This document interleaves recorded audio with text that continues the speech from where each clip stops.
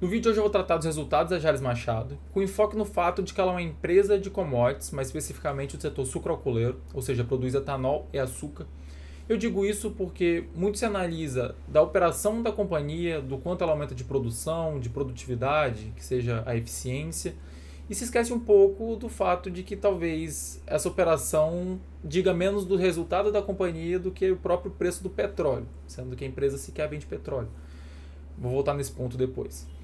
Mas o que eu quero dizer é que são exceções as empresas de commodity que descolam muito, assim, o seu resultado descola muito do preço da sua própria commodity. Existem casos em que isso acontece, por exemplo, a PetroRio, e a gente vê que, de fato, a eficiência dela é grosseira frente aos seus pares. Enquanto na 3R a gente vê o lifting cost, que é o custo de extração do barril de petróleo, em 23,5 dólares, na PetroRio a gente vê de 7,4. Acho que esse dado está desatualizado. Hoje é de 7 dólares a extração da PetroRio, mas isso já dá uma proporção. Então a gente vê na cotação, a PetroRio foi uma empresa que já está com 10 mil por cento de valorização, 1.500% nos últimos 5 anos, mas isso de fato é uma exceção. Você vai abrir outras empresas de commodity, pode ser que ela tenha descolado, por exemplo, a Klabin teve um crescimento significativo, mas muitas outras vão estar completamente lateralizadas e seguindo o ciclo da sua própria commodity, pagando apenas bons dividendos no momento que tiver muito lucro e se segurando no momento do ciclo pior. E o preço da commodity dita muito mais do que o curto prazo. Lógico que no curto prazo já sai direto no balanço, mas no longo prazo também dita, porque no ciclo ruim a empresa vai ter que se endividar e essa dívida pode durar para sempre dentro do balanço da companhia. Ou então um grande crescimento que a empresa consegue ter num bom ciclo, caso ela não pague dividendos e tente reinvestir. Isso pode ditar muito também de forma exponencial no longo prazo. Então a commodity vai ditar muito nesse sentido. E caso a empresa de commodity que você esteja analisando não seja, cara, tipo, surpreendente, tem um custo de produção daquela commodity muito baixa, um diferencial competitivo absurdo, na prática o preço da commodity vai ditar muito mais do que o próprio desempenho da companhia.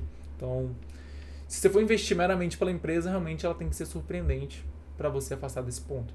Quanto ao ponto de que os resultados da Jales podem ser muito mais influenciados pelo preço do petróleo do que pela própria operação da companhia, eu quero dizer que o preço da gasolina é derivado do preço do petróleo e o preço do etanol é derivado do preço da gasolina. Então, tudo isso anda extremamente correlacionado sobre o mando principal do preço do petróleo. Então, o ciclo do petróleo, o petróleo está nesse ponto. Se ele subiu, vai descer, eu não faço ideia. Então, é uma análise muito específica, em que em muitos casos, se você está comprando a Jales, tem que fazer qualquer tipo de noção de ciclo de petróleo, sendo que a produção de etanol representa 3 quintos da produção da Jales, né? Então está muito correlacionado a isso aqui. Então, se não entende desse ponto, e eu não entendo especificamente, então eu não invisto nesse tipo de empresa. A não ser que eu veja, está num ciclo grosseiramente baixo, num ponto em que o mundo depende de petróleo, mas está num preço que é insustentável por longo prazo. Então, talvez dê para fazer uma análise mais simples. Mas eu acho que nesse meio do caminho é o ponto mais complicado, que realmente ninguém no mercado, ou o mercado em si, de forma conjunta, não tem certeza de qual é o caminho. Então, um investidor médio dificilmente vai ter uma convicção para poder segurar essa tese no momento de volatilidade, principalmente volatilidade para baixo, né, que vai ser desconfortável segurar a ação, porque se nem o mercado sabe, imagina você no futuro se iria aguentar, às vezes, um ciclo mais baixo, um petróleo a 60 dólares por 2 anos, e o que isso faria no preço da Jales, por exemplo. Então, voltando ao ponto do combustível, o preço do etanol ele tende a ser 30 a 20% menor do que o preço da gasolina. Então, digamos que hipoteticamente a gasolina esteja sendo negociada a R$ 10, o etanol vai estar a 8 ou 7. Na média, o etanol sempre está sendo negociado acima de 70% do preço da gasolina. Vivemos um momento excepcional de que o etanol está sendo negociado com desconto maior do que 30%. Então, hoje ele está a 69,1% do preço da gasolina. Isso é realmente excepcional, porque na prática não faz sentido que nenhuma cidade, nenhum estado tenha o etanol sendo vendido com desconto maior do que 30%. Porque faz sentido para quem tem carro flex simplesmente abastecer etanol nesses cenários. Então, na prática, o piso de paridade era para ser de 70% e outros estados vão estar com a média maior. Igual tem aqui Boa Vista com 81% e continuaria alto. Então, a média tem que ser mais que 70%, porque o piso, a tendência é que seja 70%. Nunca vai ser, mas a tendência é que seja. Então a média voltaria para esse 75%, para esse 80%.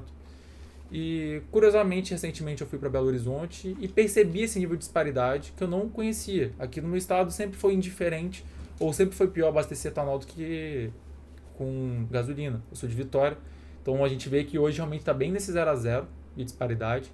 Enquanto eu fui em Belo Horizonte e vi essa disparidade, fiquei até curioso quanto a esse mercado. Então, tem essa desproporção, então a média tem que estar sempre acima.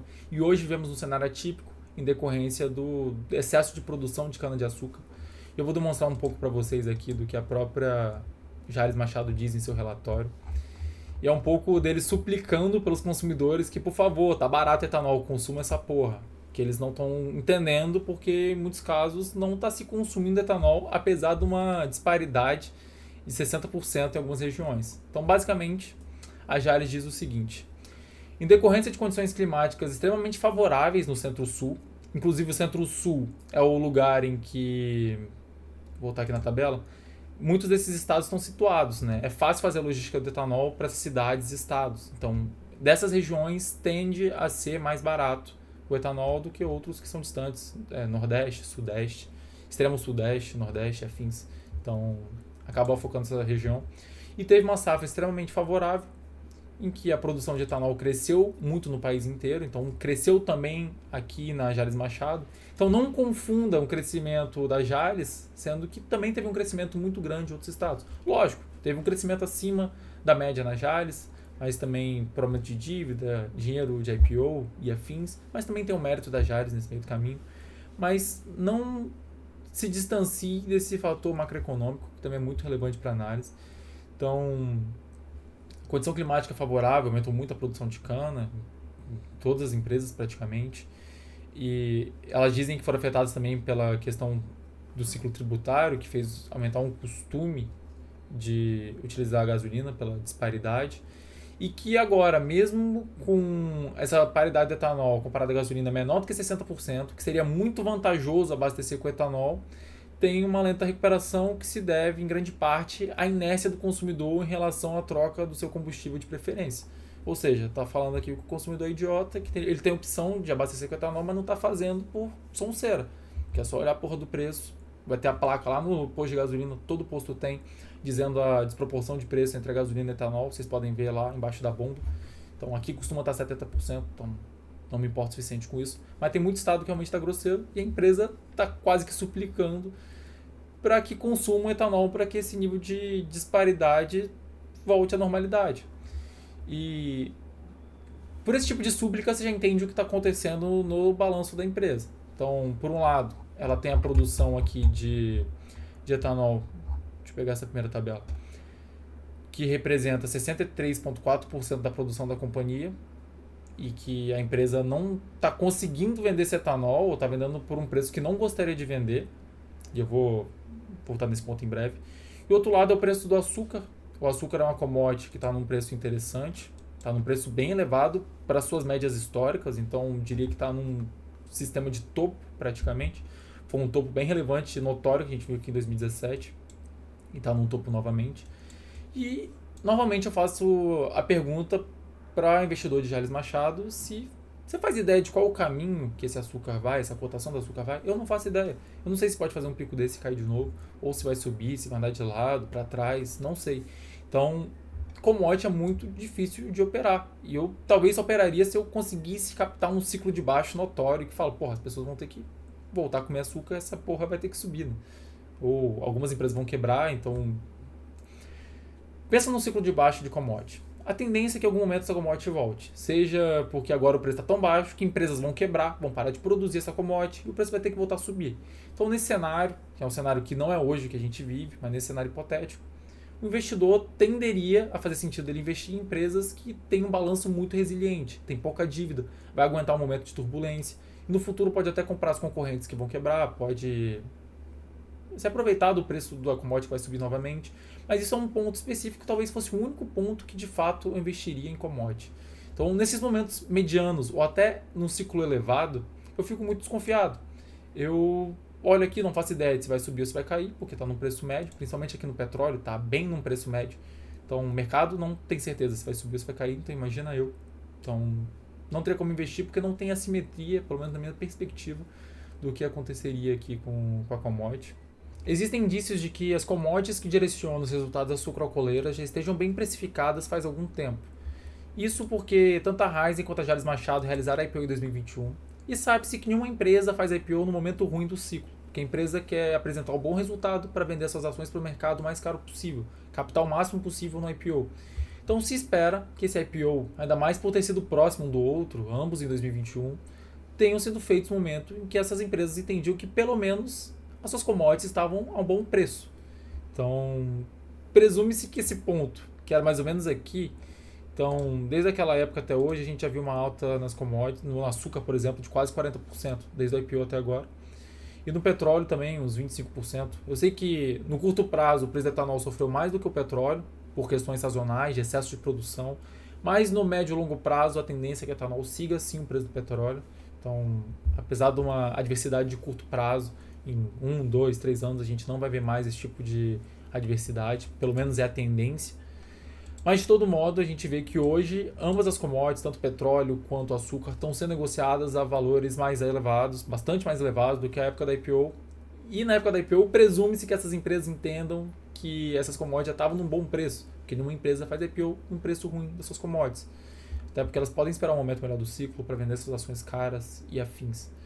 Então, atualmente a gente está no momento que deveria ser considerado bom para as empresas de commodity. Então, saiba que hoje você está comprando essas empresas, caso vá investir, em um ciclo que já não é ruim, já está ali precificado um certo nível de bom resultado e que seria ótimo para essa empresa se esse resultado continuasse constantemente, mas não se sabe o ciclo exatamente. Então, existe certo nível de risco para baixo, de downside, porque olhando historicamente existe um grande espaço para que essas commodities caiam e voltem a patamares que já se viu historicamente inferiores. Então, muito no passado já se viu esse piso no açúcar. Então, se a gente considerar o preço de hoje até essa potencial resistência, pode chegar a 45% de queda. Então, para a gente ver como não é fácil a vida de uma empresa produtora de commodity, aqui a gente vai ver que mesmo num ciclo que não está ruim, a empresa está tendo dificuldade de vender por um bom preço seus produtos. Então, aqui no caso da Jalles, a questão do etanol, vou mostrar um trecho do que eles falaram aqui no resultado do trimestre. Basicamente disseram que a companhia optou por aumentar a comercialização de etanol hidratado no comparativo com o segundo trimestre para mitigar os riscos, evitando que grande parte do seu estoque tivesse que ser exclusivamente comercializado apenas no quarto trimestre.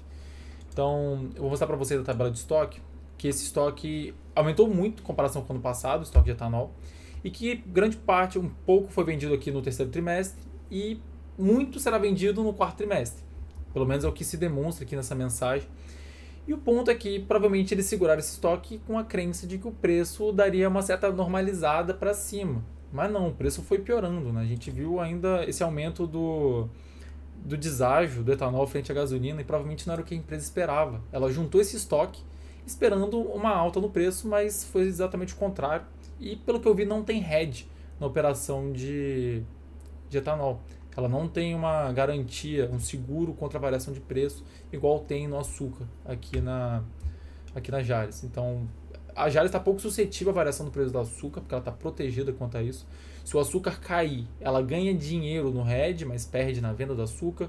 E se o açúcar subir, será o contrário. Mas não existe isso na operação de etanol. Ela está realmente suscetível ao risco da variação do preço do etanol. Então, aqui ela está com um estoque muito grande, um estoque historicamente muito superior ao que se via. Então, a gente vê que o estoque de açúcar, por exemplo, não subiu muito, porque ela foi vendendo o que produziu, enquanto o etanol praticamente a empresa não vendeu, quase tudo produzido virou estoque, e agora a gente está vendo uma cotação que está caindo. Então, ela vai ter que vender por um preço que ela não quer vender. Então, esse resultado do último trimestre provavelmente vai ser bastante insatisfatório, mesmo que a gente veja que o açúcar está num patamar ainda bom, mas o etanol está de fato caindo. E a gente sabe já, porque o resultado não saiu do quarto trimestre, mas a gente sabe que a venda do etanol vai ter sido ruim, porque a gente já tem os dados do preço do etanol nos últimos 3 meses de 2023, né? Então, não saiu o balanço, porque esse balanço aqui é do terceiro trimestre ainda. Essas empresas sucroalcooleiras demoram um pouco mais para entregar os relatórios aqui de resultados, diferentemente de outras empresas, entregam mais atrasado. Mas a gente já sabe que o próximo trimestre, provavelmente, o resultado com a venda de etanol, porque eles vão ter que vender, pelo que eles estão dizendo aqui, que muito terá que ser vendido no quarto trimestre, mas a gente já sabe que pelo preço baixo vai ser um resultado bastante não satisfatório. E basicamente a empresa agora está nesse momento de esperar uma normalização do mercado. Então, mesmo numa excesso de produtividade, enquanto antes produzia 79 toneladas no hectare, hoje produz 90, e isso deveria ser bom para a empresa, mas acaba sendo ruim na parte do preço. Então você vê que o mercado de commodity acaba sendo cruel com a empresa. E o ponto positivo para a empresa é que agora aparentemente o mercado está de fato percebendo que vale a pena consumir etanol frente à gasolina em diversos estados. Isso porque a gente está vendo um crescimento no ritmo de consumo de etanol que está sendo constante a cada mês, a cada 15 dias. Essa tabela aqui é mais atualizada, que ela diz também de dezembro. E basicamente essa tendência. E agora bateu recorde em dezembro de consumo de etanol. O consumo de gasolina também está crescendo. Então percebe talvez um aquecimento da economia, que tanto etanol quanto gasolina estão tendo um consumo acrescido. Mas proporcionalmente o consumo de etanol tem crescido mais do que o da gasolina, está acima da média. Então isso dá um pouco de esperança para a empresa de que talvez o mercado de fato esteja percebendo que está valendo a pena consumir etanol. E esse ciclo, esse gap tende a ser fechado, de fato ele tende a ser fechado, o preço deve voltar um pouco mais à normalidade e a empresa vai voltar para a situação confortável. Mas o ponto é muito mais do que essa mera situação confortável e sobre as commodities que você que está investindo na Jalles tem que analisar tanto as commodities quanto as Jalles. Você tem muita convicção na operação das Jalles, mas você tem toda essa convicção na variação de preço da commodity, se elas vão subir ou se vão cair. Porque na prática elas vão influenciar muito, e elas vão ditar completamente a sua cotação e você tem que ter convicção daqui. Eu sei que é muito difícil ter convicção de preço de commodity, só que não dá para afastar uma coisa da outra. Eu quero dizer que aqui realmente a commodity não pode ser afastada. Então dê tanta atenção para o preço delas quanto você dá para a análise operacional das Jalles. E esse é o recado de hoje, a dica de hoje. E vou nessa, agradeço pela atenção, fui.